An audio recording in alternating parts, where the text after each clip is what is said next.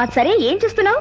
ఏమీ చేయటం లేదు. పని చేయడం ఇష్టం లేక ఇష్టమైన పని దొరకలేదా? అసలు పనే దొరక్క. అదెవరైనా రోడ్డు మీద పారేసుకుంటారా దొరకడానికి? డిగ్రీ చదివి బయటకు వచ్చిన దగ్గర నుంచి వెతుకుతూనే ఉన్నాను. ఫస్ట్ క్లాస్ లో పాస్ అయిన నాకు చిన్న ఉద్యోగం కూడా ఇవ్వలేకపోయింది ఈ ప్రభుత్వం. భారతదేశంలో ఉండే ప్రతి నిరుద్యోగి చెప్పే చేతకాని మాటలే నువ్వు చెప్తున్నావన్నమాట. అంటే? అవును, డిగ్రీ చేతికొచ్చిన ప్రతి యువకుడికి చేతనైంది ఇదొక్కటే, ప్రభుత్వాన్ని నిందించడం. మన పని మనమే వెతుక్కోవాలి, అవసరమైతే పని సృష్టించుకోవాలని ఎందుకు ఆలోచించరు? ఉదాహరణకి నన్ను తీసుకో.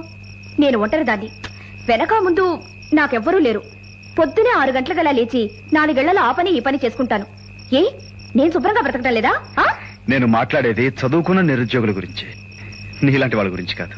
You see, Mr. Gandhi, for your kind information, I'm a graduate from Mary Stella College. You know that? University first rank లో పాస్ అయ్యాను. చేసేవాడికి పని ఎప్పుడూ ఉంటుంది.